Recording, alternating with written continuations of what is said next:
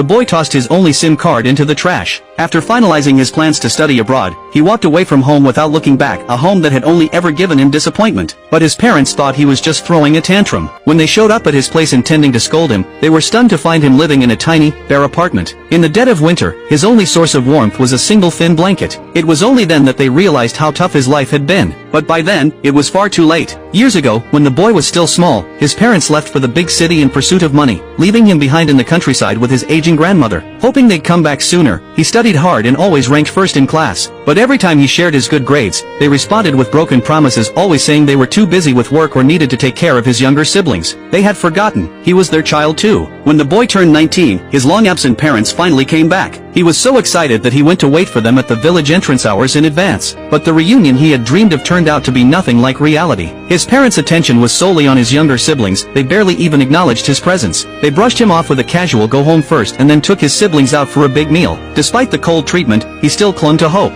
That evening, he brought out his acceptance letter to a top university, ready to share the news. But their response shattered him. His mother dismissed him as a fool who only knows how to study, while announcing they'd be sending his less accomplished younger brother abroad for a better future. His brother even accused him of wanting to compete for the family inheritance. His father's response? "If that's how you feel, we'll just cut ties with you." And that's when it hit him. His dream of family unity was nothing but a fantasy. His parents didn't come home for him. Just then, an explosion rocked the hotel they were in. The boy was trapped under debris, unable to move. But his parents didn't even look back. They grabbed the younger kids and ran. Luckily, a kind stranger rushed him to the hospital, saving his life. But when he woke up from his coma days later, there was no one by his side except the doctor. His heart broke all over again. When he finally got a call from his mom, it wasn't to check on his injuries, it was to ask him to go comfort his frightened brother. He was speechless. Even now, with his body broken and in pain, his mom still only cared about the other child. Tears fell from his eyes, along with every last ounce of hope. That same day, he called a foreign university professor and accepted their invitation. He promised to be there in 2 days to complete enrollment. Meanwhile, his parents, perhaps feeling a twinge of guilt, tried to transfer his household registration back to theirs. Years ago, in order to have more children, they had cruelly moved his registration to his grandmother's name. He had grown up with her surname ever since. Now, they wanted to make it right and change it back. But the boy didn't care anymore. Without hesitation, he threw the new household paperwork in the trash and went straight to the office to finalize his plans to leave the country. Back home, he tore down all the awards he had ever earned. Then he tossed an old family portrait, one he had drawn as a child, into the fire and watched it burn. His grandmother's passing and his parents' indifference had destroyed every last emotional tie he had.